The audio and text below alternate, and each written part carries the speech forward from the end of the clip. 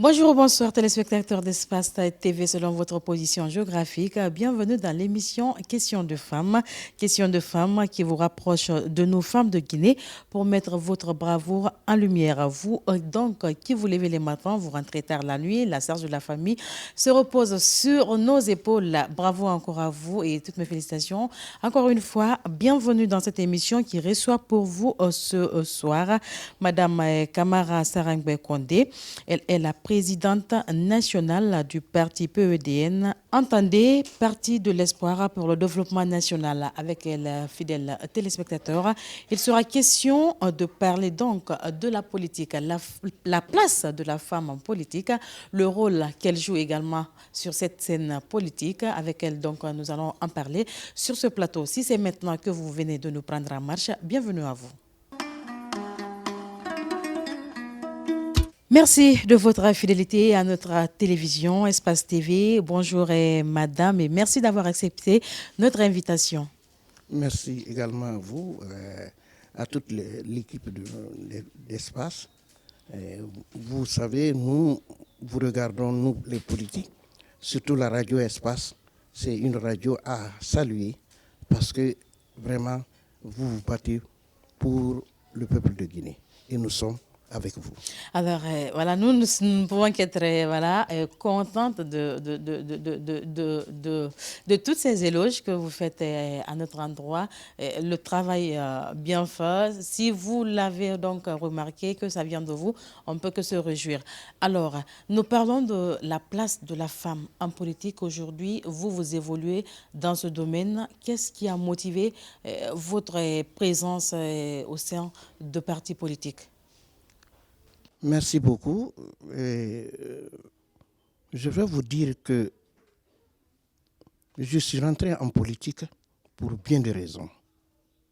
Vous savez, on dit que l'égalité des sexes est un droit. L'émancipation de la femme est un droit.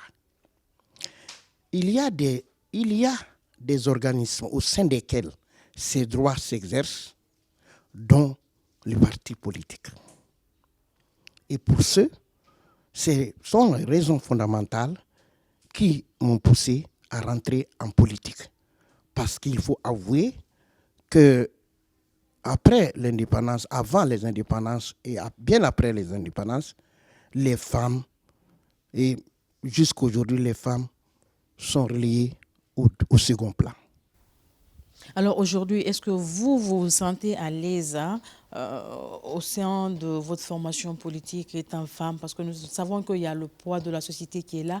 En politique, les femmes ne sont pas très bien vues. Voilà, il y a toutes les étiquettes qui nous sont collées aujourd'hui. Est-ce que vous vous sentez vraiment fière d'exercer en politique? Oui, je suis très fier de l'exercer parce que il faut avouer que dans ma formation politique, il y a beaucoup de places réservées aux femmes. Il n'y a pas de discrimination chez nous. C'est votre valeur qui vous donne la position que vous occupez. Si vous vous battez et que vous avez une certaine valeur et que vous pouvez, n'est-ce pas, vous avez un apport considérable, pourquoi pas? Notre parti n'est pas discriminatoire à ce point. Alors, de façon générale, quel regard portez-vous sur le combat que les femmes mènent sur la scène politique aujourd'hui, de façon générale? De façon générale, le combat que mènent les femmes aujourd'hui, c'est comme je vous l'ai dit, c'est, n'est-ce pas, non seulement pour leur émancipation, ce que j'ai dit avant, et qui est un droit, et, n'est-ce pas, pour l'égalité des sexes. Il faut que les femmes, n'est-ce pas, soient insérées dans tous les organismes de l'État, n'est-ce pas, et pour pouvoir, comment on appelle, pour pouvoir exercer le pouvoir. Pourquoi? Parce qu'en démocratie, aujourd'hui on est en démocratie, il n'y a pas de développement sans la participation effective des femmes. Donc, il faut bien que les femmes s'impliquent. C'est la raison fondamentale pourquoi je suis en politique. Il faut ramener les femmes qui ne comprennent pas, il faut les former, il faut les sensibiliser pour qu'elles viennent en politique, pour que nous ayons ces droits-là. Surtout quand on sait que nous représentons plus de la moitié de la population. Nous sommes 52% de la population guinéenne. Alors, je le rappelais à l'intro, vous êtes la présidente nationale des femmes du PEDN. Aujourd'hui, comment vous êtes arrivée à ce poste? Ou bien est-ce que c'est parce qu'on dit, bon, elle est un peu avancée en âge, il faut la laisser ici pour gérer? Ou bien, qu'est-ce qui vous a valu ce poste? Merci de la question. Je crois que c'est la confiance des autres femmes. Ce n'est pas question d'âge, ce n'est pas question de savoir. Au PDN, il y a beaucoup de femmes qui sont des intellectuels, n'est-ce pas? Bon, c'est une question de confiance. Les femmes ont eu confiance en moi et puis elles m'ont élu. Alors, c'est quoi votre rôle, ce poste de présidente? C'est quoi le rôle exactement? Est-ce que c'est la coordination? Je ne sais pas, expliquez-nous un peu. Merci beaucoup de la question. Oui, le rôle de la femme, d'une femme présidente au sein, n'est-ce pas, d'un parti politique est un grand rôle. Parce que vous savez, il n'est pas facile de mener des femmes. Et il faut les associer à toutes les décisions du parti. Et ce n'est pas facile dans notre société actuelle, n'est-ce pas, d'associer les femmes, surtout que les 80, les 70% de nos femmes ne sont pas allées à l'école. Donc, pour les associer, il faut d'abord les former, il faut les sensibiliser pour qu'elles comprennent ce de quoi il s'agit. Et donc, nous nous attelons à cette tâche-là et nous prenons, n'est-ce pas, la cause des femmes. Nous défendons la cause des femmes au sein du parti. D'accord. Alors, vous l'avez dit, il y a des femmes, la plupart elles ne sont pas lettrées, mais quand on fait un peu, c'est-à-dire un peu, quand on regarde dans le rétroviseur un peu, sous la Première République par exemple, les femmes qui se battaient, elles n'ont pas eu la chance d'approfondir les études, ou d'autres même ne sont pas allées à l'école, mais elles ont pu quand même tenir, elles ont de leur manière contribué, comment on appelle ça, à la libération voilà, de la Guinée dans la main des colons. En tout cas, elles ont mené pas mal de démarches, pas mal de combats pour accompagner les hommes, bien sûr, à obtenir notre indépendance. Merci. Vous savez, en politique, il faut un engagement. L'engagement est indispensable en politique. Il faut être engagé, il faut être disponible. Ce sont les deux facteurs qui définissent, n'est-ce pas, la femme en politique. On ne parle pas des hommes, même les hommes, il faut être engagé. Si vous n'avez pas l'engagement, vous ne pouvez pas faire la politique. Vous vous engagez pour des objectifs du parti. Et ces femmes, le plus souvent, même quand ça les concerne, n'est-ce pas, c'est ce que je veux dire, elles ne comprennent pas. Vous venez de parler, n'est-ce pas, du temps colonial ou vers les années d'indépendance. Il y avait des femmes qui étaient engagées, bien sûr, mais les problèmes ne sont plus les mêmes. Les problèmes auxquels ces femmes faisaient face sont différents des nôtres aujourd'hui. Aujourd'hui, je vais développer. Aujourd'hui, vous venez de dire tout à l'heure que ce sont les femmes qui se lèvent pour aller chercher de quoi mettre dans la marmite. Mais aujourd'hui, elles portent le pantalon, ça tout le monde le sait. Et Voilà. ce n'est pas les hommes qui vont le nier. Voilà, voilà. Et pour le faire, elles sont obligées de se lever le matin de bonne heure. Elles sont obligées. Vous verrez des femmes qui concassent des pierres avec leurs petites Pour filles. subvenir, bien sûr, aux Pour besoins de la subvenir. famille. Vous verrez des femmes, et ça vous donne des larmes aux yeux. Le jour où j'ai vu ça, j'ai eu des larmes aux yeux.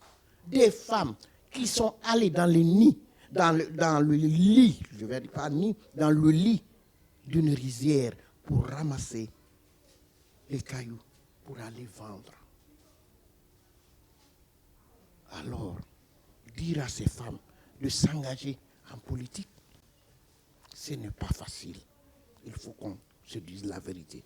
Tant qu'on ne tirera pas la Guinée, les femmes guinéennes de cet état, il sera très difficile à la plupart des femmes de s'engager en politique. On comprend. Comprenons. S'engager en politique, vous l'avez dit, c'est une chose. Mais il se trouve aussi qu'il y a des femmes qui sont aujourd'hui sur cette scène politique qui, selon certains observateurs, ne mènent pas le combat que celles qui n'ont pas la chance de parler haut. C'est-à-dire qu'elles ne sont pas dans le même esprit que ces personnes. Cela dépend, n'est-ce pas, de ce de l'objectif qu'elle se donne ou bien du contenu de la politique qu'elles veulent mener. Quand vous venez en politique, n'est-ce pas, moi je suis venu en politique parce que j'avais confiance et que je veux qu'il y ait un changement dans notre pays. La conviction d'abord, si la conviction, oui. D'accord. Même si aujourd'hui beaucoup ne militent pas par conviction, c'est à cause d'un d'un poste, du matériel. D'ordre matériel. Et c'est justement. C'est pourquoi vous verrez beaucoup de femmes, si vous leur posez des questions, elles ne pourront pas répondre. Mais il faut les sensibiliser. Il faut les former. La plupart d'entre elles ne sont pas formées à cela. C'est pourquoi nous constituons 52% de la population. Nous, les femmes, nous devons être formées. Celles qui sont formées doivent sensibiliser les autres pour que certaines viennent à la politique, pour que nous arrachions cette égalité de sexe avec les hommes. Les hommes nous écrasent, pourquoi? Parce qu'ils disent que, allez-y, il y a combien de femmes capables? Elles sont très nombreuses, surtout en Guinée. Il y en a. Il y en a, elles sont nombreuses. Bien sûr. Il y en a.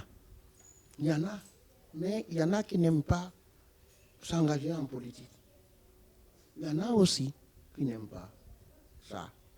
En tout cas, chaque femme a sa façon de voir et d'apporter sa pierre de contribution, bien sûr, pour le développement de notre nation. Mesdames et messieurs, je rappelle que vous êtes dans votre émission Question de femmes qui a pour invité cet après-midi Madame Kamara Sarengbe Kondé. Elle est la présidente nationale des femmes du PDN. Nous poursuivons donc notre débat au cours de cette émission. Alors, je le disais tout à l'heure, aujourd'hui, puisqu'on parle de l'engagement de la femme en politique.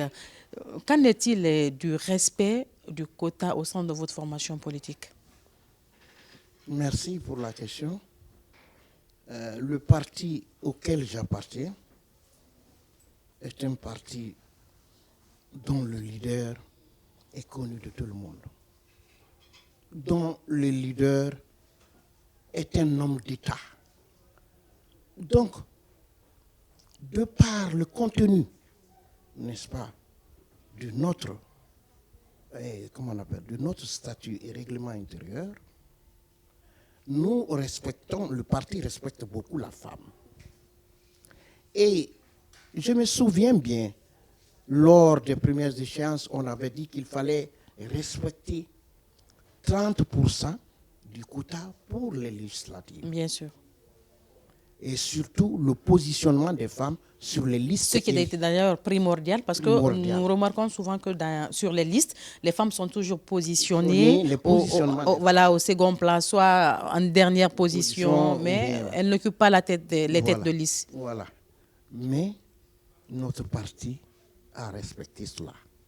Et la preuve en est que, n'est-ce pas, la deuxième personnalité à l'époque de notre parti était une femme, Zali Katou. Bien sûr. Donc, les positionnements des femmes ont été respectés et les 30% ont été respectés. Je sais que l'Assemblée vient de voter 50% pour les prochaines élections. Bien sûr, qui sont d'ailleurs en vue. Je sais que mon parti respectera. Et j'espère que les autres partis aussi emboîteront le pas. Sinon, il faut prévoir des sanctions pour ces partis-là. C'est ce que les femmes avaient demandé. Les partis qui n'auraient pas respecté le quota attribué aux femmes lors des législatives sont des partis à sanctionner. En tout cas, leur argument, il se trouve que ce sont des femmes qui ne sont pas intellectuelles ou qui ne sont pas formées. Mais comme on l'a dit, je pense que la formation devrait être de mise. Quand on sait que nous avons nos militants qui ne sont pas formés, il faut les former pour donner la chance aussi à ces femmes, au fait, pour aller de l'avant. Parce que nous savons aujourd'hui la politique, essentiellement, en tout cas, quand il s'agit de la mobilisation, ce sont les premières. Donc, on ne peut pas du tout les enlever de la chaîne. Quand il s'agit d'aller de l'avant, on ne peut pas vraiment enlever la femme dedans. Alors, je le rappelais donc tout à l'heure, nous tendons vers les élections. Dans quelques mois, on peut le dire comme ça. Aujourd'hui, quel est le degré de mobilisation au sein de votre parti? Merci beaucoup. Le degré de mobilisation, c'est toujours la même chose. Il faut redoubler d'efforts, n'est-ce pas, pour que, c'est ce que j'ai dit, il faut toujours sensibiliser les femmes, malgré leurs occupations quotidiennes, il faut les sensibiliser pour qu'elles viennent à la politique. Et comme on l'a toujours dit, il faut que les femmes soient là. Celles qui sont là aujourd'hui, est-ce qu'on peut compter que dans les élections voilà, qui sont oui, en vue? Oui, on peut compter sur elles. On peut compter sur elles parce qu'elles sont engagées. C'est ce que j'ai dit. En politique, il faut un engagement. Il faut un engagement et une disponibilité. Celles qui sont là aujourd'hui, elles sont disponibles, elles sont engagées. Je le dis en connaissance de cause, je vous apprends que je suis la présidente des femmes du FNDC. D'accord. Donc, je sais que comment nous menons le combat sur le terrain, nous avons entrepris beaucoup de démarches avec beaucoup de femmes qui sont dans les partis politiques. La plupart d'entre elles sont dans les partis politiques. Donc, ce sont des femmes bien engagées. D'accord. Alors, vous avez parlé tout à l'heure du FNDC, dont vous occupez la tête par rapport aux femmes. Oui. Aujourd'hui, ce combat, comment vous êtes en train de le mener? Nous sommes en train de le mener parce que nous avons pris notre bâton de pèlerin et nous sommes allés voir les sages. Nous avons commencé par la grande mosquée Faïsal. Nous sommes allés dans toutes les coordinations. Coordination de la Basse-Côte, coordination du Mandi, coordination Arpoulard, coordination de la Guinée forestière. Et nous allons voir l'archevêque de Conakry et nous allons voir le grand médiateur. Nous avons pris notre bâton de pèlerin parce que ce qui pointe à l'horizon est effrayant. Et effrayant et ça va amener des violences. Nous, femmes, nous serons les premières victimes de ces violences. Nous n'en voulons pas. Pour que ça n'arrive pas, il faut que nous prenions le devant. Et c'est ce que nous sommes en train de faire. Comme toujours, femme égale paix, femme égale solidarité. Oui. Vous l'avez donc compris, d'où votre engagement à prendre le devant. Justement, pour éviter le pire à la Guinée, comme ça a toujours été déjà. Nous avons vu les femmes, à chaque fois qu'il y a des situations difficiles, le pays est confronté à des situations difficiles, elles sont là, elles mènent leur démarche. Nous avons vu à Garabi en 2008-2009 avec voilà, le temps CNDD. En tout cas, pas mal de combats ont été menés par les femmes. Oui, nous sommes les mères, nous sommes les épouses, nous sommes les cousines. Donc, c'est une obligation. Mesdames et messieurs, je rappelle donc que nous sommes donc à la fin de cette émission, mais bien avant. Alors, Madame la Présidente, dites-nous un peu, puisque vous êtes à la tête des femmes et nous savons la gestion humaine n'est pas du tout facile. Hein? Alors, comment vous faites pour garder la bonne humeur au sein voilà, de votre formation politique en général, mais en particulier avec les femmes? Pour ne pas qu'il y ait des frustrations de part et d'autre. Merci de cette question. Je vous rappelle que je suis enseignante, donc la pédagogie est là. La pédagogie est là, la psychologie aussi est là. Donc les femmes, il faut savoir les prendre, c'est tout. Il n'y a pas de sorcellerie, il faut savoir les femmes, il faut les comprendre. Il faut comprendre les femmes. Il faut comprendre les difficultés auxquelles elles font face. Les écouter. Il faut avoir l'œil sur tout le monde. Il faut être attentif. Il faut prendre le problème de chacune d'entre elles à bras le corps. Vous avez ça. c'est le social. Hein. Ça marche bien donc, Ça marche pour très vous. bien. En tout cas, c'est pas facile, mais Ah oui, si ça ça marche très bien. D'accord. Vraiment, je suis beaucoup estimé par les femmes. D'accord. Et je profite de votre micro et de votre télé pour remercier ces femmes-là qui ont beaucoup de considération et beaucoup de regard pour moi. Vraiment, je les remercie. Alors, nous sommes pratiquement à la fin de l'émission. Votre mot de la fin. Et merci, je remercie beaucoup Radio et La Télévision. télévision Espace, Radio et radio-télévision, c'est la famille, Adafo, le groupe. Pour avoir donné la parole à la présidente des femmes du FNDC et ensuite à la présidence nationale des femmes du PDN pour s'exprimer ici et, n'est-ce pas, expliquer aux uns et aux autres la lutte que les femmes mènent aujourd'hui en Guinée pour que nous sortions de cet état. Vraiment. Parce que la Guinée n'a pas besoin de ça. Alors, nous devons aller de l'avant. Comment on appelle, la présence donc de la femme en politique, le rôle qu'elle joue dans cette politique est inconditionnel. Donc, vous l'avez compris, nous étions donc avec la présidente nationale des femmes du parti PEDN, Madame Sarang Bekondé. Elle était donc notre invitée de parcours au compte de cet autre numéro de Questions de femmes. Téléspectateurs d'Espace TV, il ne me reste plus qu'à vous dire merci. Merci également à mes hommes de l'ombre qui ne ménagent aucun effort pour la réussite de cette émission.